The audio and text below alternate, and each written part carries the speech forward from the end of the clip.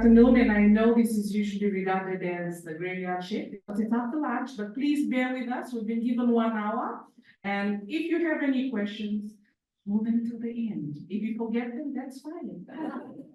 But other than that, just a bit of introduction. So I'm Stephanie, I'm with the legal team, and our Counsellor Advocate, our supervisor, she's just been promoted into this role. So it's Miss Elina. So she will be doing bulk of the presentation because she is the practitioner in terms of dealing with survivors firsthand. So our presentation is primarily focused on victim impact statements. We don't focus too much on the prosecution, but more trying to support the survivors through the process. And part of that support is assisting with filling out the victim impact statements. Like a lot of you had said yesterday, the prosecutor's plate is already full. So you're prosecuting, you're also trying to be a counselor, you're also trying to navigate and do the referrals, but at the same time, dealing with the different personalities in the different agencies that you have. So it's quite a lot. So with the DPP, usually the referral comes straight to the center, and we assist in terms of filling out the victim impact statements. These are the 5 primary objectives that we want to at least try and cover through this presentation. We won't go too much in detail in some of them because primarily, like I said earlier, the focus is around understanding the gender dynamics, completing the form, and what do we feel as practitioners that could be recommended to make the system better. I don't know whether that's a sign, but okay.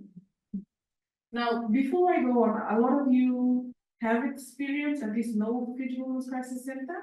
For those of you that don't know, we're an organization that has a feminist organization that was established in 1984.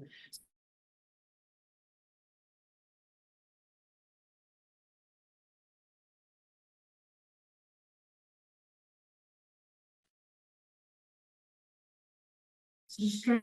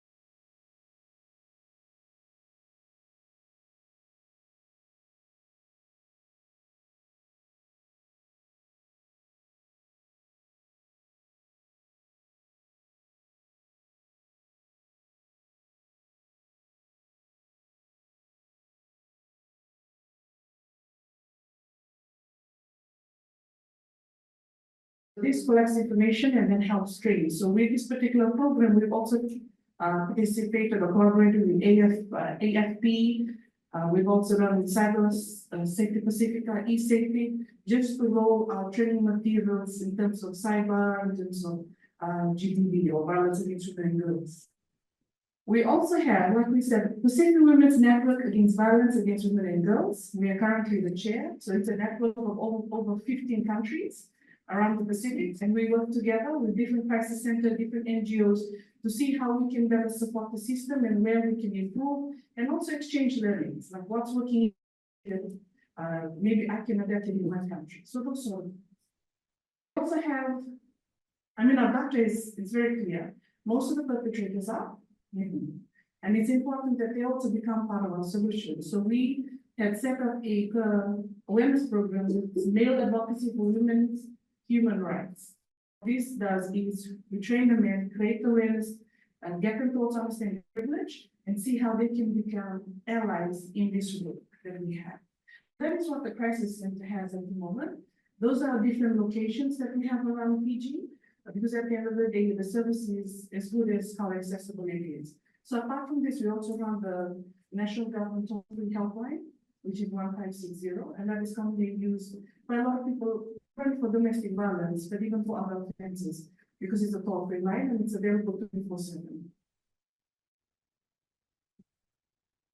This is what we see in terms of the data. I won't go too much into it because I think previous speakers has already spoken on it. And I must say that it was wonderful for day one session because it sort of fed into what we were going to be discussing today. So I won't really touch much. All that we know is we have the highest rates.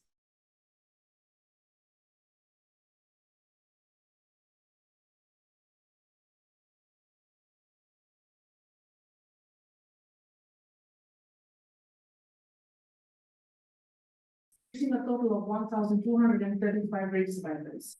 And as you can see, 365 of them were children, 711 of them were to do with male marital rape and other survivors, meaning that there was no domestic relationship between them. They may have been a friend, colleague, and then the other is by perpetrators that were strangers to the survivors. And I'm sure, just like in the Pacific, most of the perpetrators are known to the survivors, and that is also reflected on our data on the other side. Now, we are a feminist organization, and as such, we believe, and I'm sure that even it's across the board, even Judge Gunner talks about gender equality and equity, and that is very important for us to address. For us, the cause of sexual gender-based violence is patriarchy, and that's underpinned by, and a lot of you have talked about this yesterday, about religion, how that influences the way that how you respond to survivors, the way that survivors come and make a complaint, how their family members support them. So that is, we believe that patriarchy underpinned by culture and religious attitude towards women and girls, and their place in society is what causes this particular dynamics that exist. So these are the dynamics that exist in terms of sexual gender-based violence. When there's an inequality, the power dynamic shift, and in instances when you look at it, how men respond, why they're acting out, it's all explained by how we are groomed when we are younger, and how we respond is also the things that we are taught from the day we're born, to the institutions that we join, to the organizations that we end up leading, which eventually influences the role that we have. We're very blessed because collaboration available across each one of our legislations is no longer there. Whereas previously it did. You have to get it verified before you could charge. Before, previous sexual history was something that you could raise. Now you don't. Development played a very important part in that. So that's a wonderful change that we continue to see. We also see that these values and norms that you see in your society, it continues to be, like I said earlier, reinforced by your state structures. So when you go to a police station and then you are scratched and you say your husband hit you, the first question is, what did you do? If you go and you are all dressed up and you say that, oh, I was raped in a nightclub, the first question they'll ask you is, why were you there? Or if you were gang raped, one of our survivors, the question that was asked was, so why did you go with those group of boys? So all these norms and societal values, it tells you that only a good girl, nothing happens. But if you look at the data and the reality, it doesn't matter how old you are, because for the center, our which is this year, is a 2-month-old. So that's the worrying trend. It's not about what you wear. And I love what they said yesterday, which is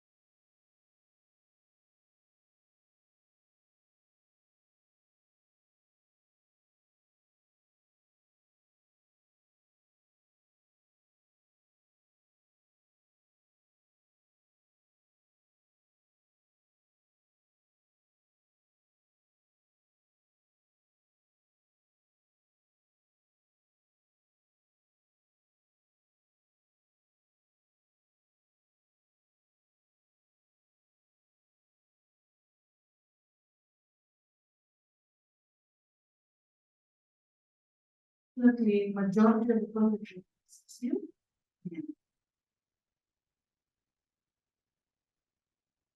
Now, this is not my area of expertise, so that's why we're not able to do that.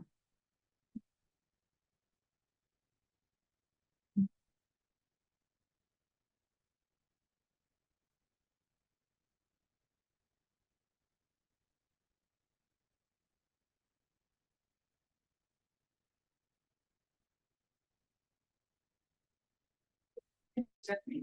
Let's move on to the next slide. How does FWCC respond to survivors of SGBV? Okay, we've got 7 points there. As Stephanie has already said, we are GBV costs. Okay. So the first thing that we do when survivors are being referred to us is as counselors need to consider the fact that we have to use a survival standard. And I know that this is it's clear to all of us, okay, most of us who be familiar in the sense that maybe we work with some organizations, or we also know what meant by that. It means that for us, the crisis center, we rights-based approach. Okay, and I will talk in detail about this right-based approach in the next slide. Okay, so apart from that, at the center, the counselor also needs to be trauma-informed. I think this was covered yesterday. Okay, and this simply means for the counselor to be able to understand the impact of the sexual violence on the survivor, for the survivor's life, and also at the same time be able to provide safe environment, and at the same time using evidence-based interventions that will promote healing and resilience for the survivor. Okay, so still on our survival-centered approach, like I said, it is centered it is survivor standard, in the sense that we work according to the survivor space. We work with the survivor. It's not that the survivor comes into counseling and we start telling her what she should do. Okay? We will work according to what the survivor wants, because she's the one who knows the situation there. Okay? Moving on, number 2 is creating a safe space. I think this was also covered yesterday. Okay, creating a safe space means having this welcoming, to be more welcoming, accommodating. Okay, with us at the crisis center, all the counselors and our admin staff are all female. It's female dominated, and we only have 2 male officers. But these male officers, they have already been gender sensitive. Okay. But all the counseling that is done at our main office in Cuba, and as well as our branches in the Fiji island, mainly Fiji level, the counselors are all female. Okay.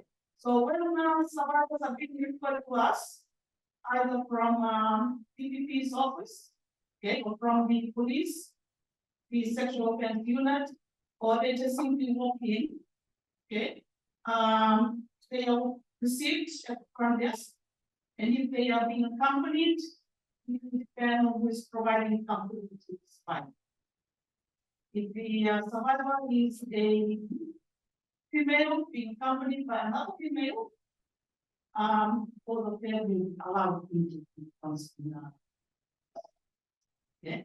But if the person providing company is a male, because we already have female survivors already in the office, the males will be asked to wait outside. Okay. Not really outside, out in the sun, but we have place, chairs, and all those things to accommodate. But if it is a small child, then people are in, but then we have to, close the door. As for the women who are already inside, not to feel threatened, or some are likely to be very traumatized because of what they have encountered, seeing a male, sitting not far away from where they are being asked to wait. Okay. Thirdly is forming a report. And you'll see that in brackets it's written, this is better achieved if survivors are referred at the earliest. Okay. This is applied to those service providers who get to report cases, or especially STDD cases. Okay. We always, this is one thing that we really need is for early referral. Okay. Early referral in the sense that we are able to build a rapport with the survivor. If it happens to be a female adult survivor or a child survivor. Okay. And the need for that to enable us to be able to work better together, because there's a relationship established, so it will be easy to contact counseling. Okay. And this will greatly help when it comes to filling in the victim investments. Okay.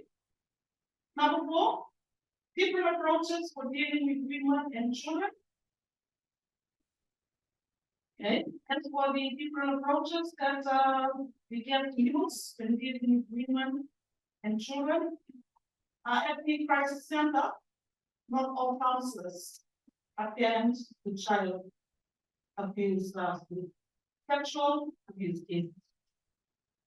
Okay. Not all counselors conduct counseling for child sexual abuse cases. Okay. And likewise, like if we have to receive suicidal cases, not all counselors can attend to those kind of cases. Right? Only certain counselors we have undergone training, or we have been trained, that will attend to LCGB cases. So that is one of the approaches I used at the center. And secondly, I know all part of the video with the law. If a child who has been sexually abused has referred to us for counseling, if the person, the child, okay, whether it's a girl or a boy, below the age of 18, there is a need for an adult for counseling. And if like maybe the police just bring the child over for counseling, that is when we are going to engage social welfare. But if something happens, we do not want to be, to be quite accountable for this, because we know the age of the child, and then the child is unaccompanied. So that is when we engage social welfare to be there while we taking the child for counseling. Right? Moving on, demystifying the legal system. And this simply means that apart from the counseling that we get to do with STD cases or violence, we need to also familiarize children with the courtroom setting. But sometimes, like we mentioned this morning by one of our representatives,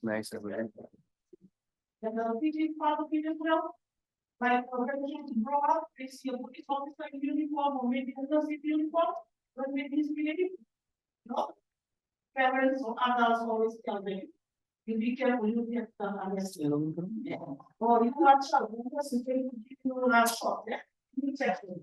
But when something like this happens, the police is there, it's a silent kid. Okay? So, that is also part of the work we do. We have to really get in and use a language that they are able to understand, and make them understand that a police officer who is likely to be in uniform, maybe assisting the child after counseling, is not there to harm him or her. Okay, and likewise for the courtroom. Okay, so with the help of the DPP lawyer who has referred the CDP child survivor to us, we normally accompany the survivor reports, and we show the child what the courtroom is like, where the child will sit, where the accused is likely to sit, and we tell them about what is to be expected to be in the room, just to familiarize the child with the reports, the courtroom. Okay. Number 6. I think this is related more to the PIS that I will be talking about. There is no coaching. The counselors help survivors explaining their own words. Okay. Because I believe you have copies of the PIS on your respective tables, and you will see that in the section here, where they are given the option of maybe drawing or writing a letter.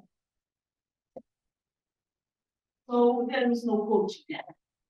Counselors have to do what is expected of us to do, and that is counseling.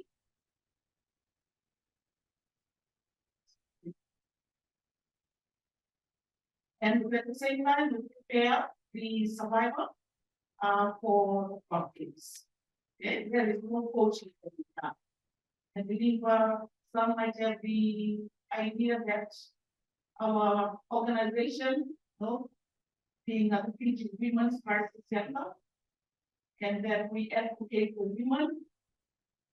And like my colleague has said, most of the perpetrators, according to the research that has been done by our organization, are likely to be female. Okay.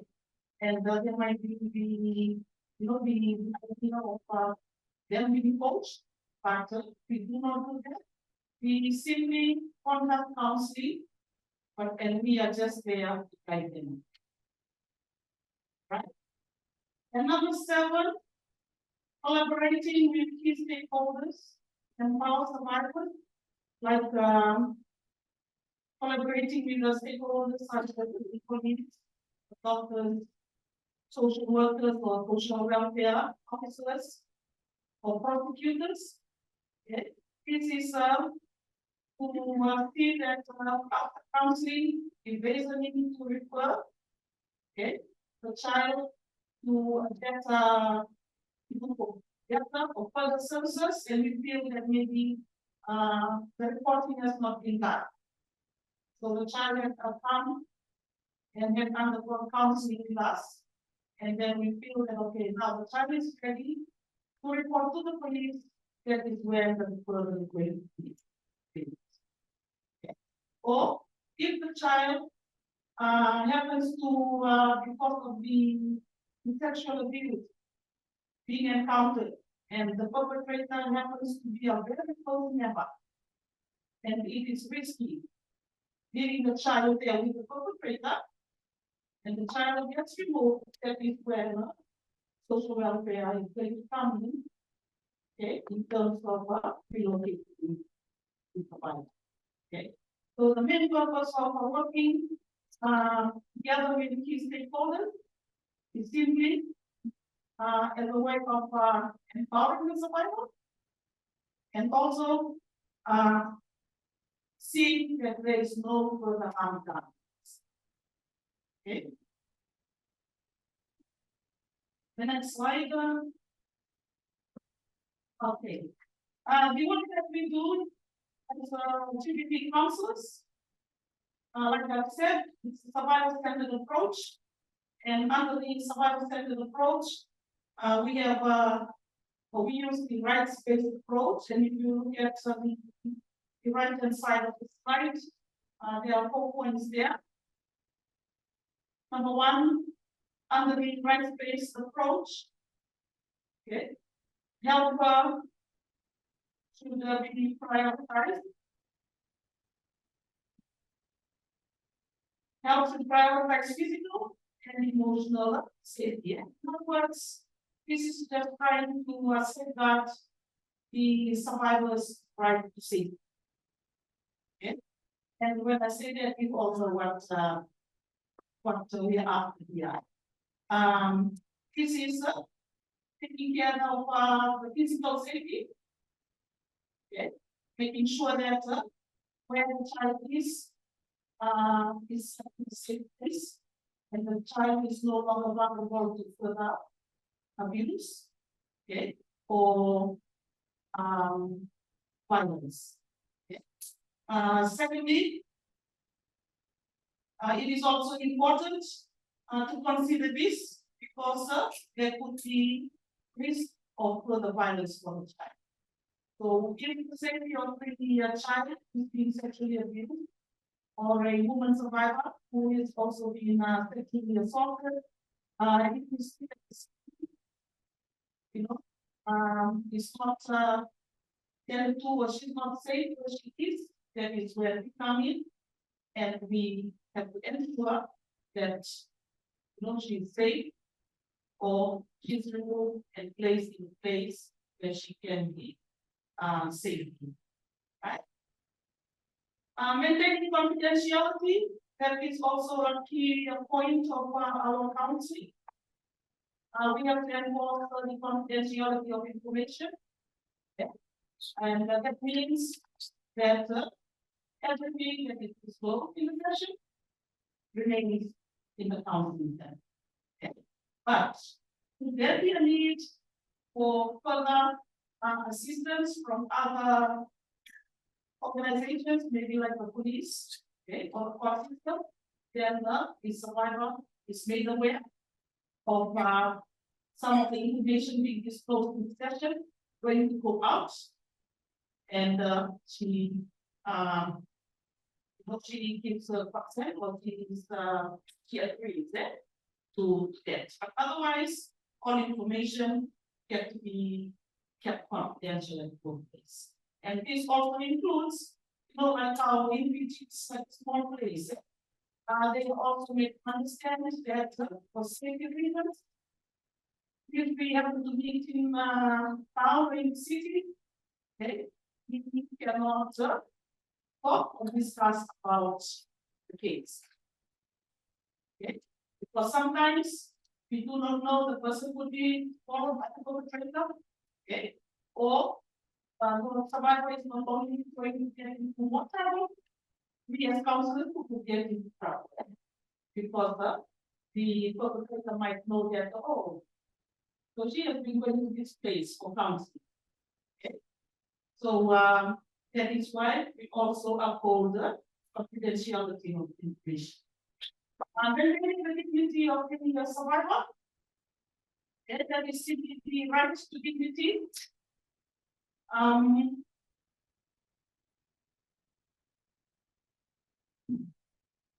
One thing we have to remember is that survivors coming in, they also have been, they have conflicts, and sometimes, or in most cases, they are not what they used to. Okay. We have to help in restoring their dignity and self-determination, okay, because these are taken away by the violence or sexual abuse, survivor and encounters. Okay. And still part of the right to also get to respect the decisions made by survivors when they come.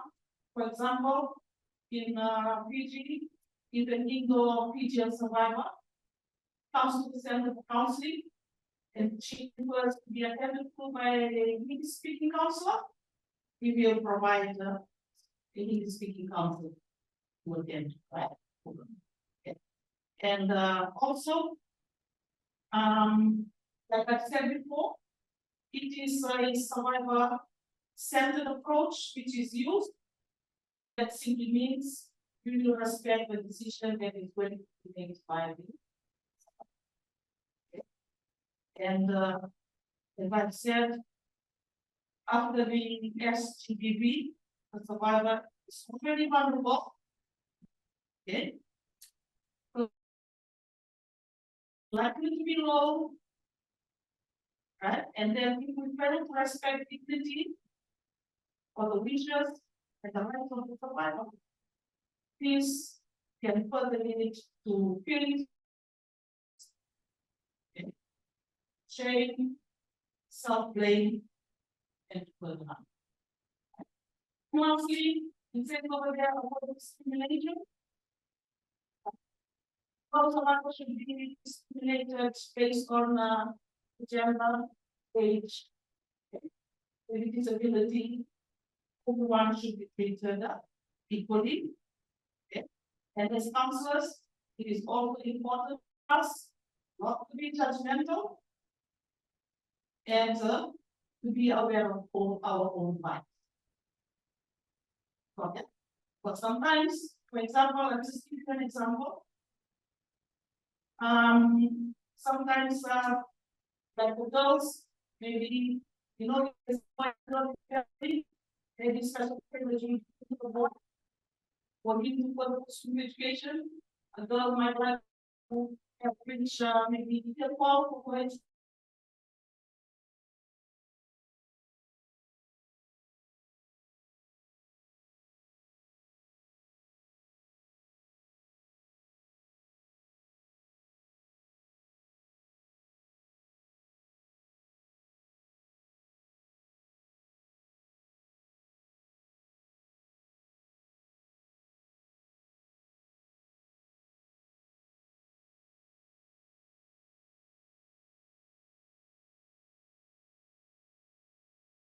Why are you crying? You should not be crying. For that. So those are some examples of gender bias that can affect the counseling that can be done to help a SGBV. Yeah. And you'll see that it's written there, do no harm. So that simply means it's a survivor-centered approach. They're already it is our duty not to, not to do any further harm. That is why it's really important that when we come in, when they are referred to us by PPP or by the police, we do counseling with them. Feel that another organization needs to come in for further assistance. really good. But yeah, but sometimes you might not be able to handle, and if you continue, you are just likely to do more harm to the survivor than helping no, helping the and empowerment is there. Okay, and for empowerment, survivors agency. Okay, this simply means trying to work out the survival. Okay, sometimes survivors, especially those who have encountered sexual gender-based violence, okay, maybe a child had been sexually assaulted, okay, the nature of the assault being done to the child does not really get to the frequencies. Yeah. Or some people, like mostly maybe I would say in the Pacific, people by children are seen but not heard. Yeah. Especially if the perpetrator happens to be the father or the stepfather. Most of the time, adult is believed. Okay, and the child is ignored. Got it? So, you know, and we were discussing this, and my colleague said that in one of the in Fiji recently, there was a child who was being sexually abused by a prominent village man, with the people in the village, and it caused a lot of commotion in the village, in the community, when it was brought to surface. Okay? And what happened was that the child victim, the child survivor, together with her family, they were moved by force from that village. Okay.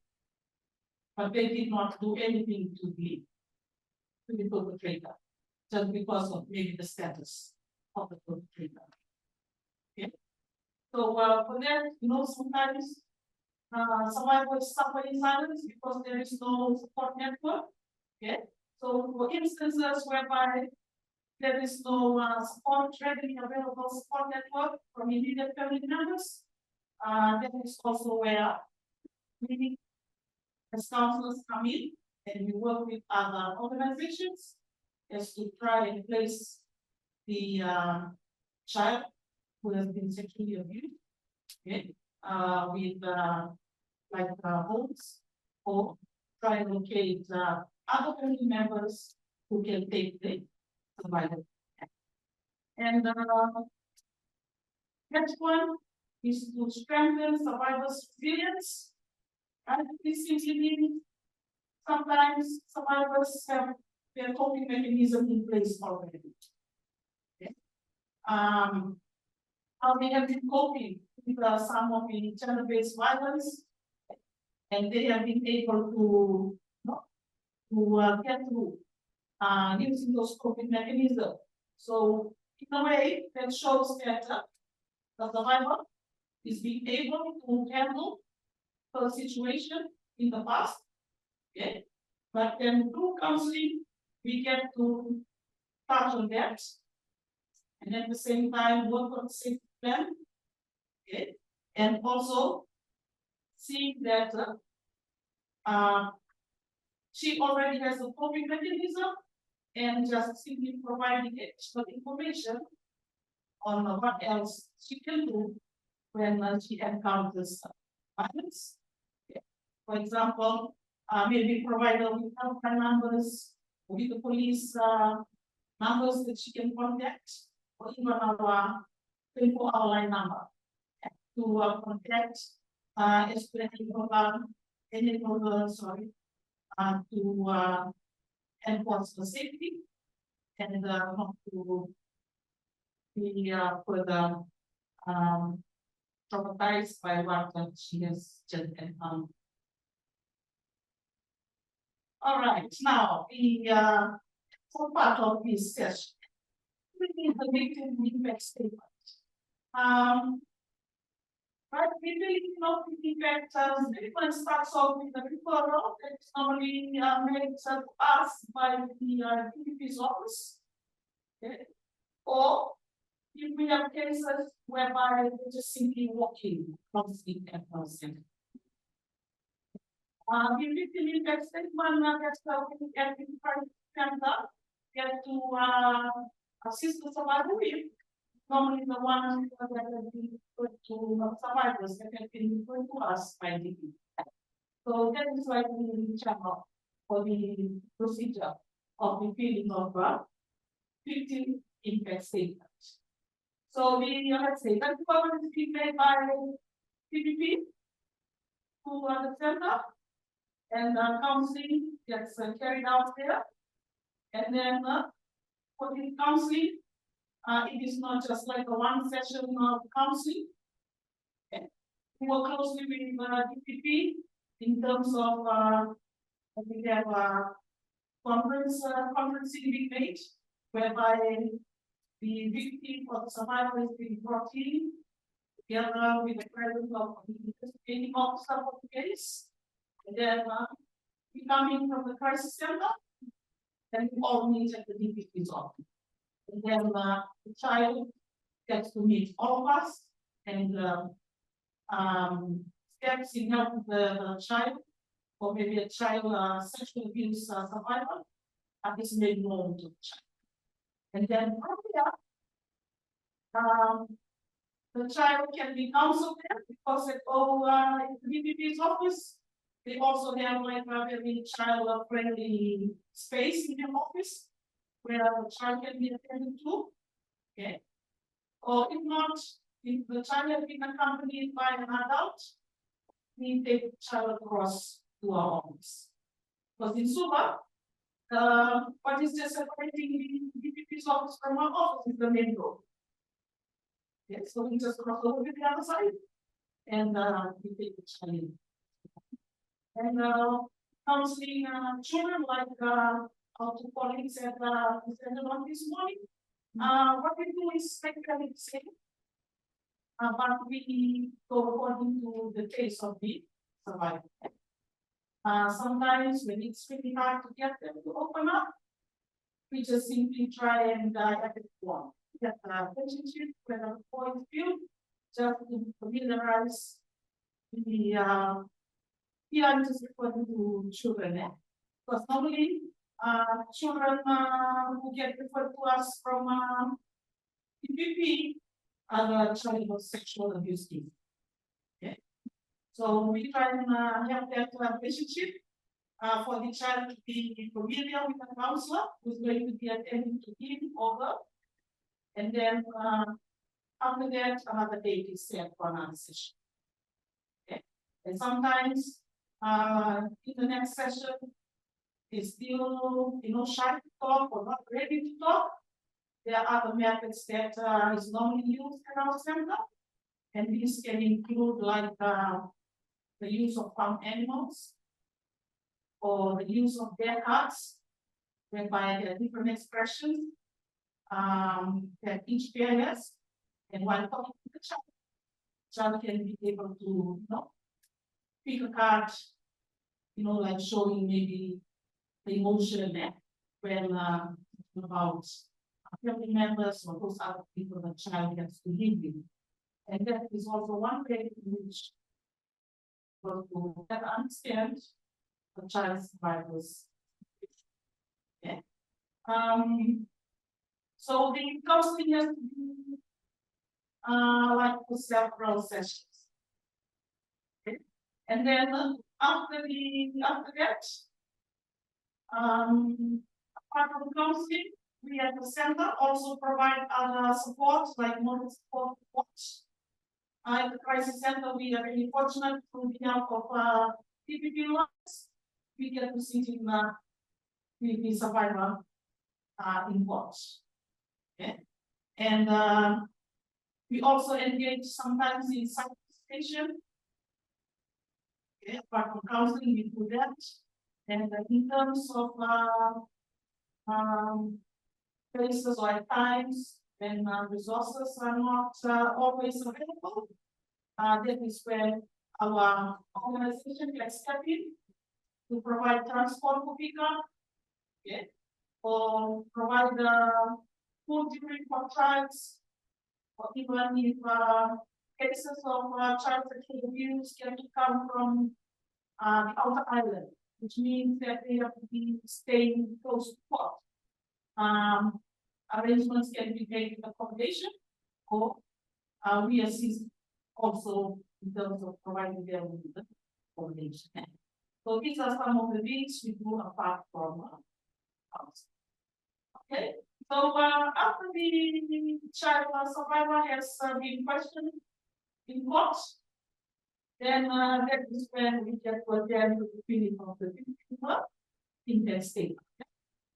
So for that, I think we will have to go to the impact statement.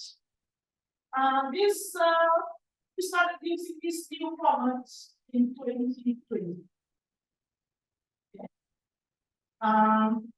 And as a counselor, I feel that this new format is very easy to use. We work with our in-house lawyers. Kevin is one of our legal officers. They guided us, they assisted us with the filling of this form in the first 3 months after it had been given the okay to use to replace the old one. And then after that, counselors who attend to okay, and get the referrals from PPP, we just go on to deal with the victim impact statement. We assist the child survivor in the filling of this victim impact statement. And it's easy to read and understand, and also better able to go through the form. If you look at it, the first 2 pages, I simply have a line completing the victim impact statement form. And then just at the bottom,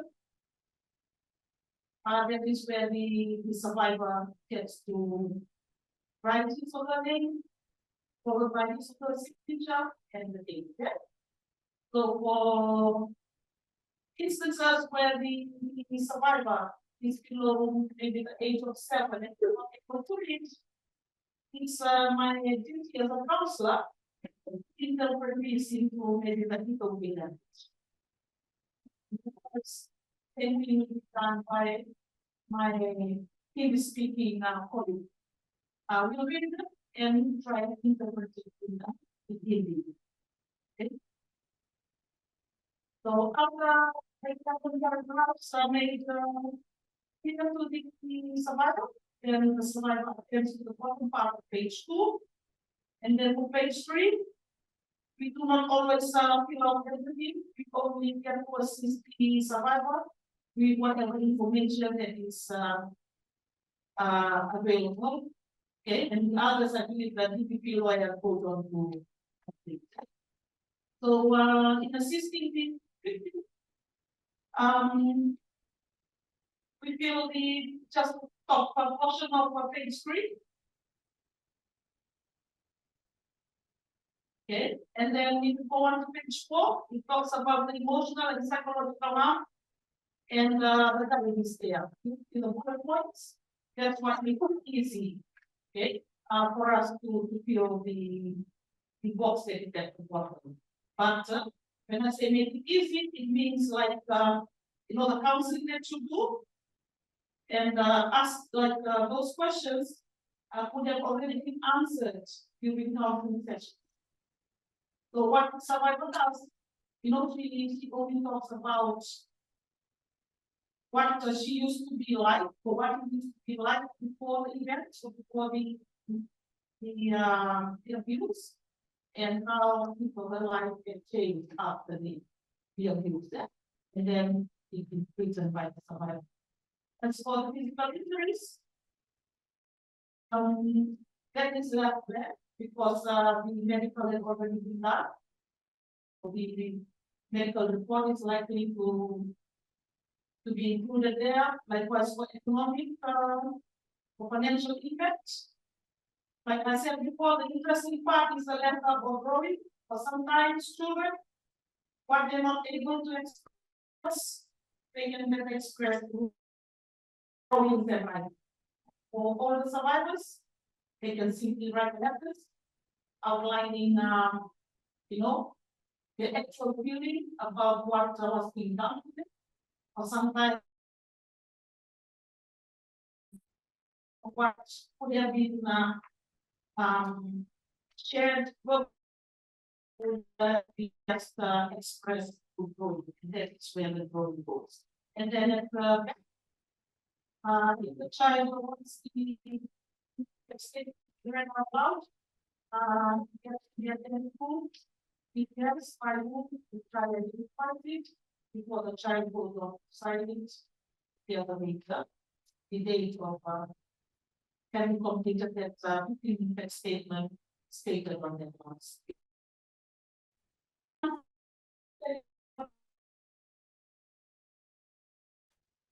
And then the counseling does not only end there. Okay. The child will be encouraged to continue to come for more counseling. Okay, it's written there. If there's a need, continuous counseling and support gets to be provided to the survivor even after the sentence.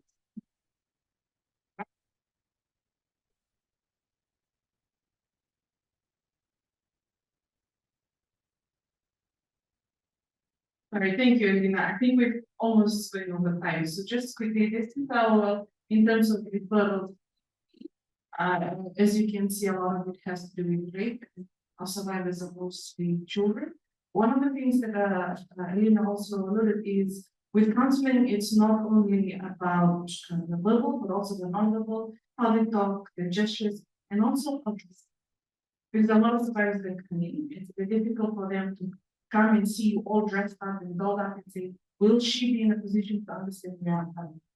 So a lot of our counselors have to dress down to be able to make sure that when the survivors come in, they are not uncomfortable. So it's about being a professional. So this is just our recommendations. The first is for survivors, so SPE, that is sexual violence against legal survivors, they require specialized counseling. Not everyone can counsel survivors, this particular set of survivors, because of the dynamics that exist and because of the trauma that they are facing. It's quite different to the others. And also, absolutely, you can't have someone who specializes in mental health to then come and counsel someone who has experience with gender-based violence, because the level of expertise required is very limited. The other is, that is also one of the things that we put, that when you make the referrals, and like a friend from Vanuatu had said, it is part and parcel of our job to research kind of which appropriate organization should be making the referrals.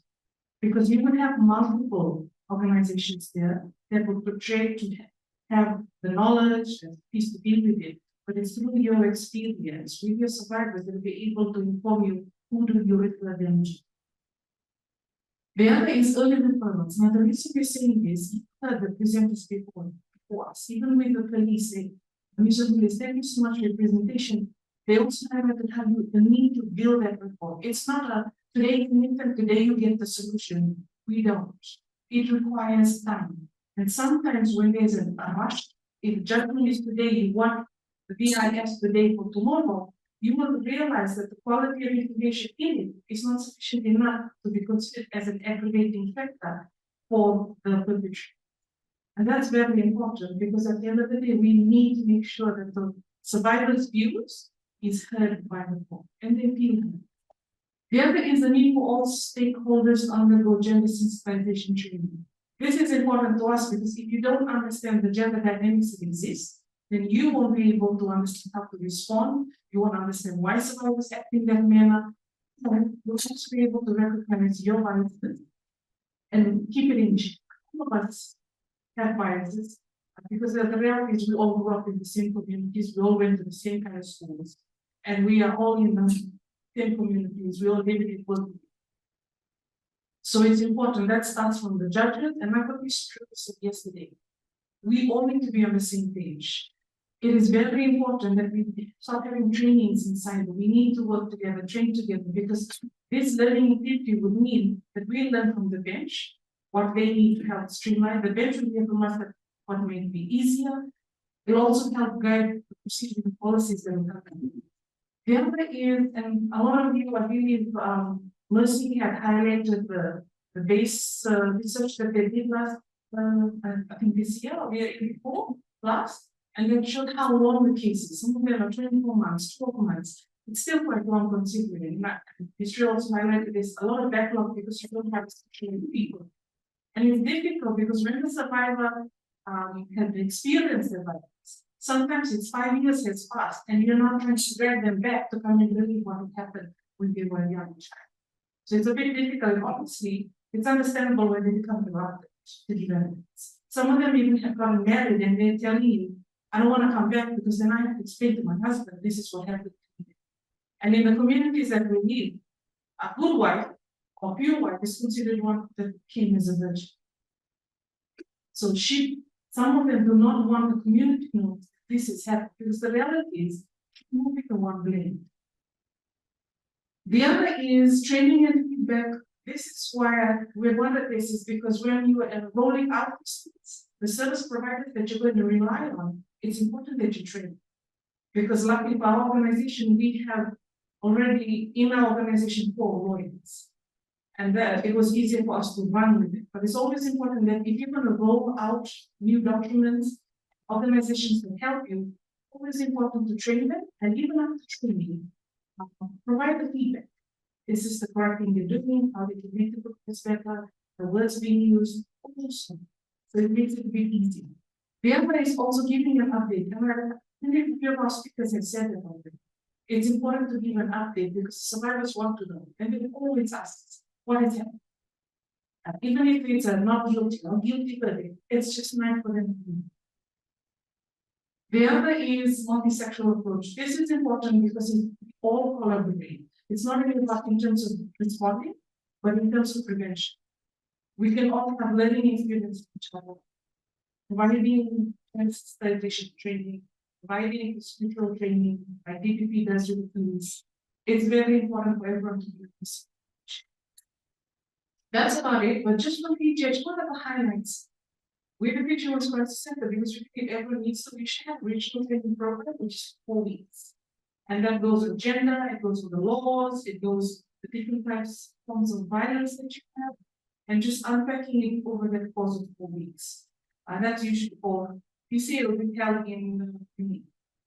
And one of the things that I do like at the moment is we have a national action plan against violence against women, which means that the government has an obligation per their policy to start moving towards creating legislations, procedures in line with eliminating violence against women. That means the government will have to lead. They will have to become accountable. So it's already law, and they're not going to be working. So that's also good.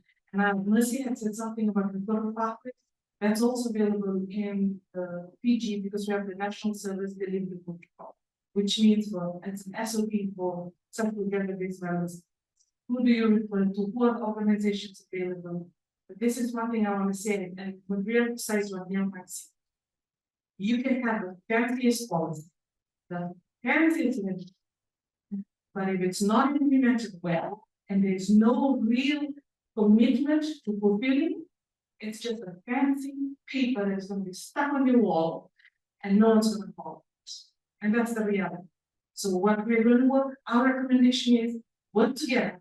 We just make sure that the implementation at the end, which is always where we fail, that we work on it. From the center, that is it. If anyone have any questions, we're more than happy to ask them now.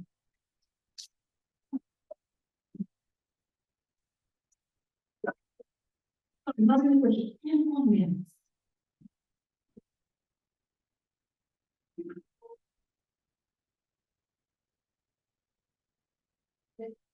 For the very interesting presentation that we just heard. We have a question for you. If you could just unable the first one, you discussed that one of the causes of sexual violence is actually feminist today. So patriarchy is sort of gender inequality. So what that means is it is a male-dominated system where the systems are from leaning on women. So let me give you an example. I know I'm already on that. From each table, so this table, when you think of men, what is the first word that pops up? First word.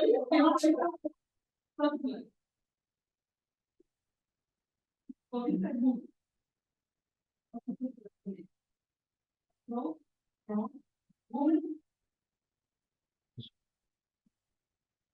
feminine, men, impatient, woman. Do you see the trend around in terms of how you look at men and women? Is strong, controlled, feminine, beautiful, impatient for men.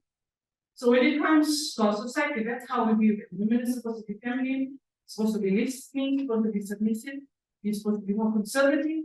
So when you act out all those expectations, a lot of them think it's justified for you to do. And that's what we mean in terms of patriarchy. It's those views and those norms that continue to perpetuate the dangerous stereotypes that say that men are supposed to lead, women are supposed to support, and if you step out of it, the men or whoever perpetrates violence has every right to do so.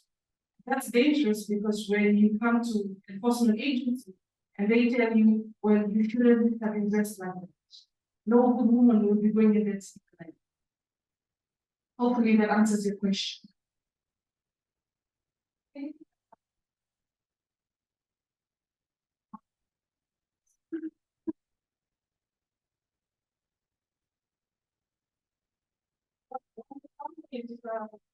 As I said, working with the survivor, and not giving your principle on the survivor. You work with survivor of maybe SG. The person are situated there. Okay. And maybe I could mention this. Not two people have the same reaction to the same kind of violence. You understand? Yeah. What Stephanie and I might go through, maybe the same incident we might have encountered 2 different times. Her reaction might be different to my reaction. Yeah. Or how she reacted to that might be different to my reaction. Yeah. So survivor-centered approach is survivor-centered, meaning listening to the survivor, working with the survivor, and taking a hit from how the survivor herself feels he will be able to cope and move forward. And so for us at the center, we do not give advice. We provide information based on the survivor's option. That makes sense. Thank you very much.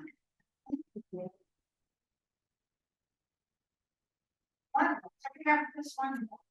You mentioned that in the committee under the Fiji Women's Rights Center, which is for males to be a part of the solution. What kind of activities are undertaking in this committee?